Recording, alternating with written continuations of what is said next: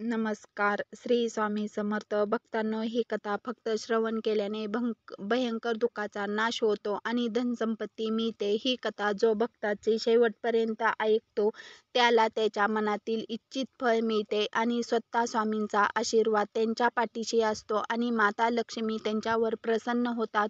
म्हणून तुमच्या जीवनातील कधीही अडचणी येणार नाहीत.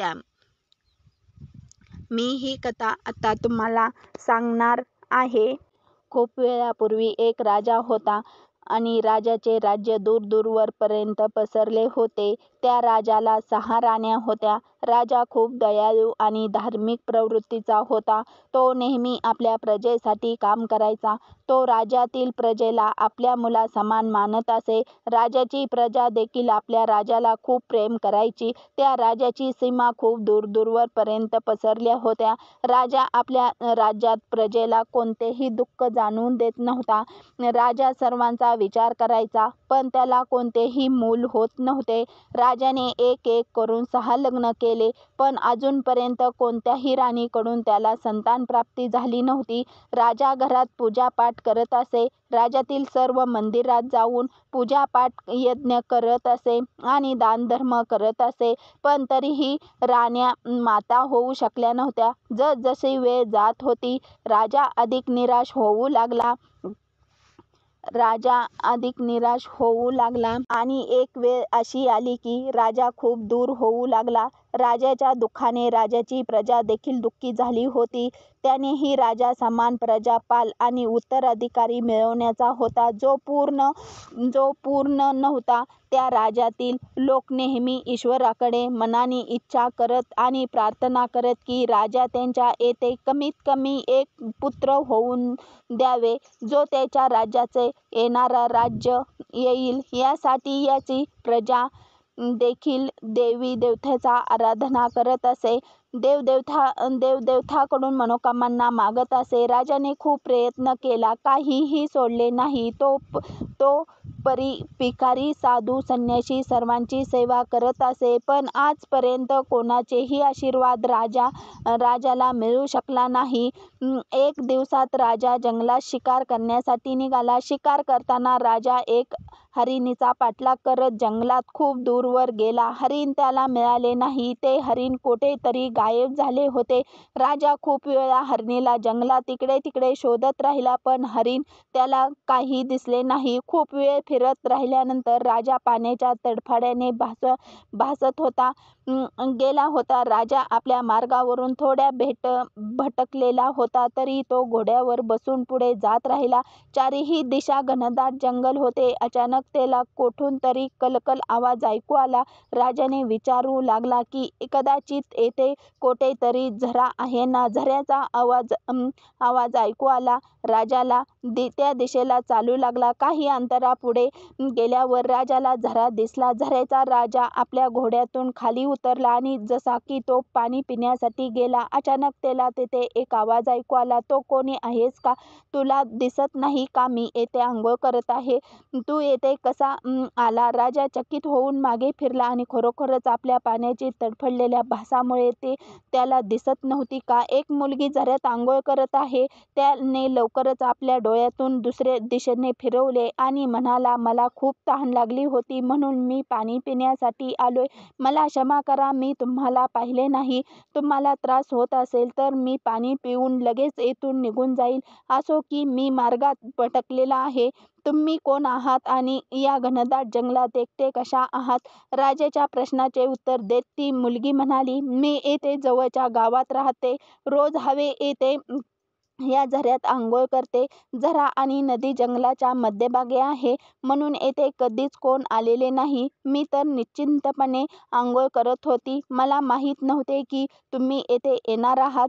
तुम्ही माझ्या बाजूने थांबून पाणी पिऊ शकता आणि थोड्या वेळ तेथेच थांबू शकता. थोड्या वेळाने मी तुम्हाला मार्ग दाखवील. राजा पाणी पिऊन तेथून थोड्या अंतर गाठून एका झाडाच्या सावलीत थांबला. ती मुलगी जलद गतीने आंघोळ करायला एका दगडाच्या आड जाऊन कपडे बदलू लागली. काही वेळातच ती तेथून बाहेर येऊन राजाच्या जवळ आली. ती म्हणाली, तुम्हाला अजून पाणी पिण्याची गरज आहे का? राजा म्हणाला, नाही नाही, पाणी तर मी पिलो आहे. आता तू मला तुझा परिचय दे आणि माझी मदत कर. ती मुलगी म्हणाली, मी माझा घरी घेऊन जाण्यासाठी काही फळे तोडली आहेत. तुम्हाला भूक लागली असेल, तू ते फळे खाऊ शकतो. मला ते फळ खाण्याचं असेल तर मी तुम्हाला देते. असे म्हणत ती मुलगी राजाच्या उत्तर ऐकण्याच्या आतच ते टोपल्यातून बांधलेले फळे झऱ्याच्या पाण्याच्या दिशेने तो खाण्यासाठी राजाकडे घेऊ लागली. राजा सतत मंत्रमुग्ध होऊन तिला पाहत होते. राजा पाहतो की तिने खूप सिलिकॉन पानावर फळे ठेवली. राजा ती फळे मुलीकडे कडून घेते आणि विचारतो, खाणार नाहीस का? मुलगी म्हणाली, नाही, तुम्ही अतिथी आहात, तुम्ही खा. फळे खात असताना राजा म्हणाला, अजूनपर्यंत तुम्ही तुमच्या विषयी काही सांगितले नाही. मला तुमच्याविषयी देखील जाणून घ्यायचे आहे. मुलगी म्हणाली, माझे नाव रूपा आहे. मी येथे जवळच गावात राहते. माझ्या गावात नाव कोटस आहे.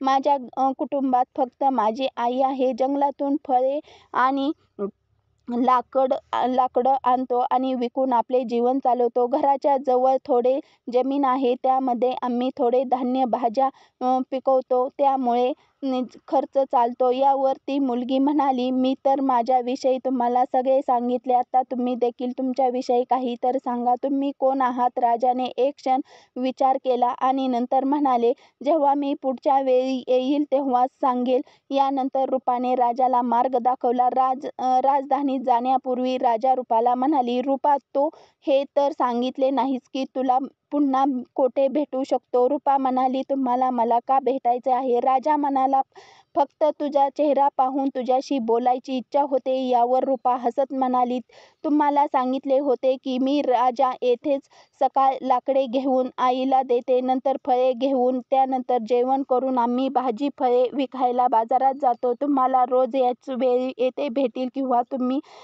असल्यास तुम्ही माझ्या गावातही येऊ शकता. यानंतर राजा तेथून निघाला आणि आपल्या राजधानीत आला. पण राजा रूपात मोहित झाला होता. त्यामुळे ते बेचैन होऊ लागला. त्याला बारकाईने रूपाशी भेटायची इच्छा होती. तो समजत नव्हता की 6 राण्या असून त्या हृदय रूपाकडे आकर्षित होत होते. जेव्हा सहन करणे कठीण झाले तेव्हा ते जंगलात घडलेल्या सर्व गोष्टी मंत्र्याला सांगितल्या. मंत्रीजीने म्हटले, महाराज, तुम्हाला हवे असल्यास तुम्ही त्या मुलीशी विवाह करत नाही. कदाचित तिच्यामुळे आपल्याला राजाला उत्तराधिकारी मिळाले. मंत्र्याचा हा सल्ला ऐकल्यानंतर दुसऱ्या दिवशी राजा आपल्या मंत्र्याला सोबत घेऊन रूपाशी भेटण्यासाठी निघाला. झऱ्याजवळ पोहोचून त्यांना रूपाला आवाज दिला, पण रूपा तेथे नव्हती. अनेक वेळा आवाज दिल्यानंतर तो तेथेच थांबला. खूप वेळ वाट पाहिली, त्याला रूपा दिसली नाही. त्यामुळे राजा मंत्र्यांना बोलून म्हणाला, आज रूपा दिसत नाही. वाटते आज आलेली नाही किंवा आली आणि परत गेली. पण तिने सांगितले होते की रोज येतेच येते, तर आता आलेली का नाही? मंत्र्याजीने म्हटले, महाराज, का नको आपण तिच्या गावात जाऊ? राजा म्हणाला, होय, हेच वाटत आहे. रूपाच्या गावात जाण्याचा निराश करून दोघे तिच्या गावात पोहोचली. रूपाचे नाव घेऊन तिच्या घरापर्यंत पोहोचली. त्याने पाहून गावकऱ्यांनी रूपाचे घर दाखवण्याचे, त्याच्यासोबत येण्याचे सुरुवात केली. तेथे पोहोचल्यावर राजा बघतोय की रूपाच्या झोपडीबाहेर कोणीच दिसेना. रूपा शांतपणे आपल्या झोपडीमध्ये बसलेली होती. राजाचा आवाज देऊन म्हणाले, रूपा, तू काय करत आहेस? बाहेर ये. बघ, मी तुला भेटायस आलो आहे.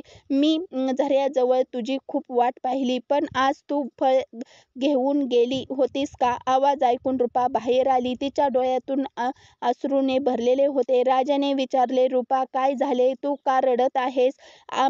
आसपासच्या ग्रामीणमधून ऐकणे सगळ्यांनी सांगितले. राजाने तिच्या जवळ फक्त एकच आई होती. तिनेही गेली. तिला सर्पाने डसले होते आणि आता ही बिचारी एकटी राहिली. तुम्ही सांगा, आता अशा परिस्थितीत ही बिचारी रडणार नाही तर काय करणार? आपण कोण आहात? मंत्रीजीने राजाचा परिचय दिला आणि मंत्र्याची बातमी ऐकून संपूर्ण गावात खळबळ माजली. सर्वांना एकत्र येऊन राजाचे स्वागत केले. राजा गावाच्या मुख्यालय म्हणाला, मला रूपाशी विवाह करायचा आहे. तुम्हाला काही हरकत नाही का? मुखयन म्हणाला, नाही. आपली मुलगी राजाची राणी बनेल. आमची तर भाग्य खुलेल. हा गाव आता तुमचे सासर असेल. यापेक्षा अधिक आम्हाला काय हवे? गावकऱ्यांनी लवकर सर्व तयारी करून राजा रूपाचा विवाह करून टाकला. राजाने रूपाला नवीन नाव दिले आणि राज्यलक्ष्मी आणि मंत्रजी. नव्या राणीने राज्यलक्ष्मीला घेऊन राजधानीत परत जाण्यासाठी तयारी झाली. गावकऱ्यांनी अश्रू गालात आणि नम डोळ्यात गावात मुलगी रूपाला पाठवले. राजलक्ष्मी राजासोबत आपल्या सासरी राजमहालात आली. राजाच्या नव्या राणीस पाहून तिच्या इतर सहाऱ्यांना ईर्थ राग झाली. तिने मनाने दुःख असताना आपल्या आता खुशी राहण्यासाठी प्रयत्न करून राजलक्ष्मीचे स्वागत केले. आता राजा बरेच वेळ राजलक्ष्मी सोबत घालवायचे होते. राजलक्ष्मी भोळी भारी मनाची होती. ती आपल्या सैतानाच्या मनात लपलेली ईश्वर ओळखू शकत नव्हती. तिला माहीत नव्हते की तिचा सैतान तिच्यावर किती तिरस्कार करत आहे. तिने आपल्या मोठ्या बहिणीप्रमाणे आधार देत त्या राजलक्ष्मीचा विवाहाला काही काळ झाले, पण तरीही त्यांना संतान झाले नाही. एकदा एक संन्यासी महाराज त्या राज्यात येत होता. तो संन्यासी त्या परिसरात खूप प्रसिद्ध होता. जेव्हा मंत्रजीने त्या संन्यासी महाराजाबद्दल माहिती मिळाली तेव्हा त्याने राजाकडे येऊन सांगितले, महाराज, ते संन्यासी खूप मोठा महात्म्य आहे का नाही? त्यांना राजदर्शन बोलवले. या समस्येचा उपाय विचारला जावा. राजा मंत्र्याच्या विचाराशी सहमत झाले आणि त्याने म्हटले की संन्यासी महाराज आदरपूर्वक महालात बोलवले. जेव्हा तो महात्मे महालात पोहोचला तेव्हा राजाने त्याचा खूप आदर सत्कार केला आणि त्याने आपली समस्याबद्दल सांगितली. राजाने आपल्या सर्व राण्या राजा दरबारात बोलवल्या. महात्मेने त्यावेळी काही न सांगता महाराजांपासून काही दिवस महालात राहण्याची परवानगी मागितली, जी राजाने आनंदाने स्वीकारली आणि आपल्या सेवकांना आज्ञा दिली की महात्माजींना राहण्याची योग्य व्यवस्था करावी. राजाने आपल्या सर्व राण्यांना सांगितले की महात्माजीचे पूर्ण आदर सत्कार केला पाहिजे. मोठ्या 6 राण्या महात्माच्या फाटलेल्या जुन्या कपड्या पाहून त्याला चांगले वाटले नाही. त्या सर्व महात्म्या त्यांच्या फाटलेल्या कपड्यात बघत होत्या आणि कोणत्या ना कोणत्या भावनेने त्याची सेवा करण्याचे नकार देत होत्या. छोटी राणी राजलक्ष्मी महात्म्याची पूर्ण आदर सत्कार करत होती.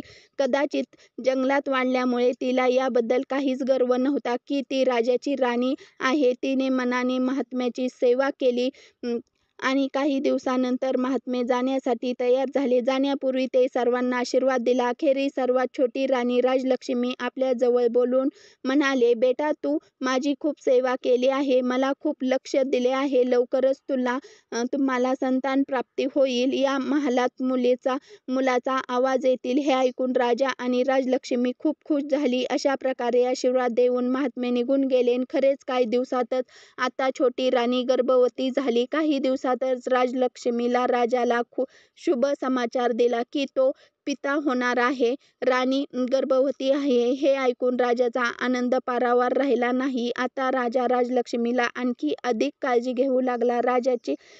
राजलक्ष्मी कुठलेही अडचण येऊ नये यासाठी त्याने राजमहालात सर्व सेवेकऱ्यांची इच्छा पूर्ती करण्याचा निर्देश दिला. त्याने कुलगुरूंना निर्देश दिला की त्याने रोज राणीला धार्मिक प्रेरित गोष्टी सांगायच्या. समाचारामुळे संपूर्ण राज्याच्या आनंदाची लहरी पसरली. संपूर्ण राज्यात लोक आनंद साजरा करू लागले. चारही बाजूने अभिनंदनाचा गाजावाजा झाला. सर्वजण शुभ होते की राज्यात वारसा मिळणार आणि पण मोठ्या 6 राण्या मात्र जाळून राख झाली आणि 6 राण्या एकमेकाशी विचार करण्यास लागल्या की आता काय होणार. आता सर्व विचार करत होते की छोट्या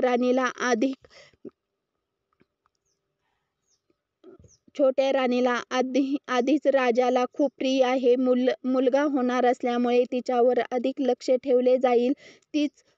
तीच पटणारी बनेल. त्यानंतर आमचे तर काही महत्त्वच राहणार नाही आणि ते आम्हाला दासीप्रमाणे समजतील. अशा प्रकारे त्या एकत्र येऊन राण्या राजलक्ष्मीला सतत त्रास देण्याचा प्रयत्न करत होत्या, पण त्याचा कोणताही प्रयत्न सफल होत नव्हता. कधी कोणी गुरुचे लोक रस्त्यात येत तर कधी प्रजा, कधी दास्या, कधी राजा स्वतः त्याच्या रस्त्यात अडथळा बनत असे. अशा प्रकारे वेळ जात होता आणि राणीच्या गर्भसंस्थेच्या काही जवळ पूर्ण होऊ लागले.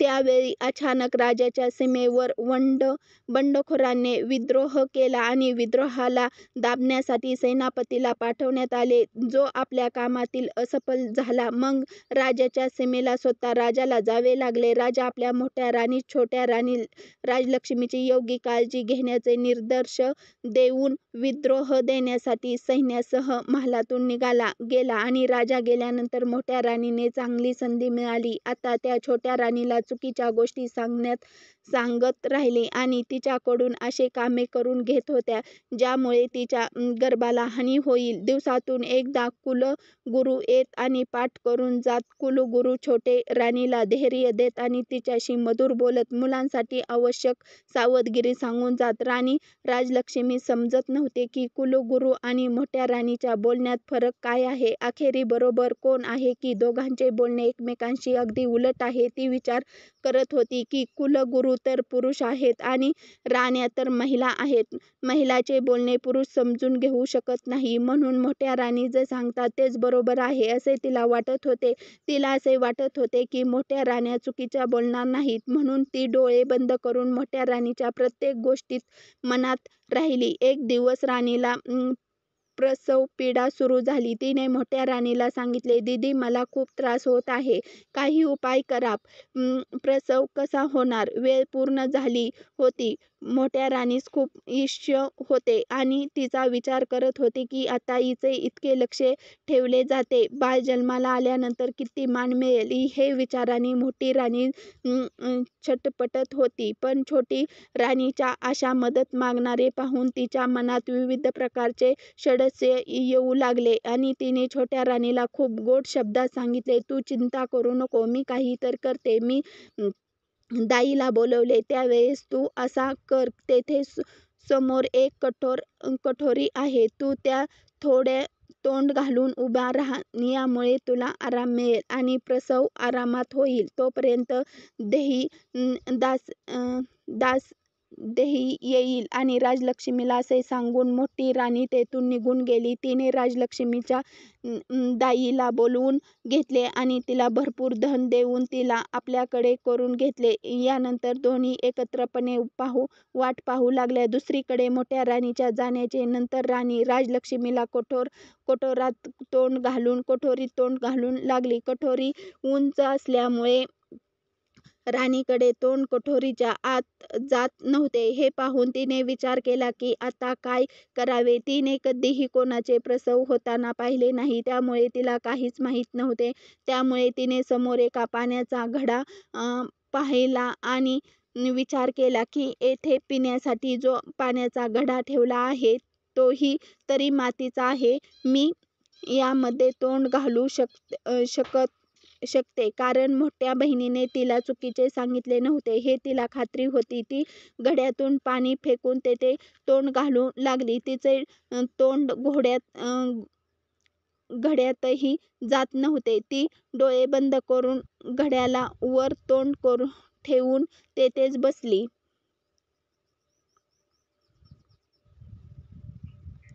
आणि दुःखामुळे अहंकार करत राहिली. पण तिला बघणार तेथे कोणीच नव्हते. दुसरीकडे मोठ्या राण्या आणि इतर राण्या तिच्या विश्वापात्र देईल सांगितले की तू छोट्या राणीच्या खोलीच्या बाहेर उभा राहा आणि पहा की तेथे कोण दुसरे जात नाही ना. दाई खोलीच्या बाहेर उभा राहिली. छोटी राणी वेदना सहन करत होती. देवीची कृपा झाली की छोट्या राणीने एक करून 7 मुलांना जन्म दिला. त्यात 6 मुलगे आणि 1 मुलगी जन्माला आली. खूप जास्त वेदना झाल्यामुळे राणी बेशुद्ध झाली आणि घड्याजवळ पडली. हे पाहून दाईने त्वरित मोठ्या राणीस बोलवले आणि सर्व मुलांना तिच्या समोर दाखवले. मोठ्या राणीसोबत सर्व छोट्या राण्या देखील तेथे आल्या आणि तिने हे पाहून आश्चर्यचकित झाली की छोट्या राणीने एकच वेळा 7 मुलांना जन्म दिला आणि सर्वांचे मुले निरोगी आणि तंदुरुस्त आहेत. त्या दाईला सांगितले की तू जलदपणे जा आणि काही वीट आणि दगडाचे तुकडे घेऊन ये. दाईने जलदपणे वीट आणि दगडाचे तुकडे घेऊन आली. त्यानंतर मोठ्या राणीने दाईला सांगितले, तू येथे या सर्व मुलांना घेऊन जा आणि जंगलात जाऊन त्यांना